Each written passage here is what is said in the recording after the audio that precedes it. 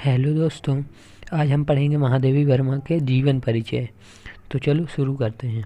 आधुनिक युग की मीरा, इनको आधुनिक युग की मीरा कहा जाता था। इनका जन्म 26 मार्च 1907 को होली के दिन प्रातः 8 बजे फारुखाबाद उत्तर प्रदेश में हुआ।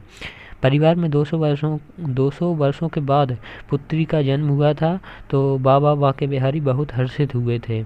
इनके पिता श्री गोविंद प्रसाद वर्मा अध्यापक थे तथा हेमा रानी देवी कर्मनिष्ठ, भावुक व शाकाहारी महिला थीं।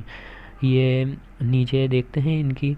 तो 11 सितंबर 1987 को 80 वर्ष की अवस्था में इलाहाबाद में इनका देहांत हो गया था। अब इनकी रचनाएं देखते हैं। तो काव्य संग्रह से ली गई हैं नीरजा, निहार, रश्मि, ये 3 आप कर सकते हैं, और भी हैं।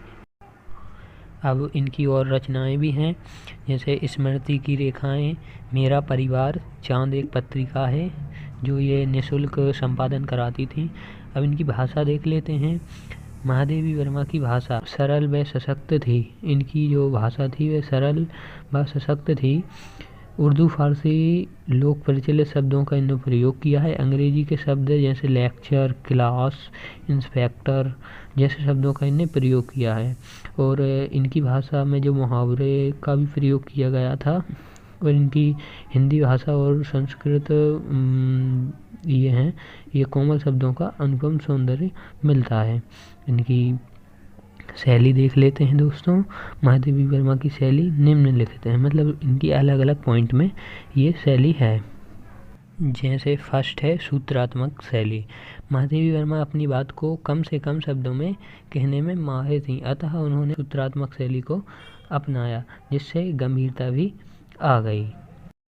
चित्रात्मक शैली, वह किसी भी परिस्थिति, दृश्य, व्यक्ति, घटना का चित्र अंकित करने में सक्षम है। अब है अलंकारिक श्रेणी। महादेवी वर्मा महान कवयित्री थी, जिस कारण उनका जो गद्य था उसे भी पद्य का सुख देता था। जो गद्य था वह पद्य का सुख देता था। भावात्मक श्रेणी देख लेते हैं। नारी, दीन, दलित, शोषित वर्ग की दशा का चित्रण करते समय तथा रहस्यवाद के क्षणों में वे भावुक हो जाती थीं। अगली शैली है विवेचनात्मक शैली। गंभीर और विचार प्रधान विषयों में इस शैली का प्रयोग किया गया है। इनकी भाषा गंभीर और संस्कृतनिष्ठ है। आप इसमें से कोई 4 भी कर सकते हैं। अब इनका देख लेते हैं साहित्य में स्थान।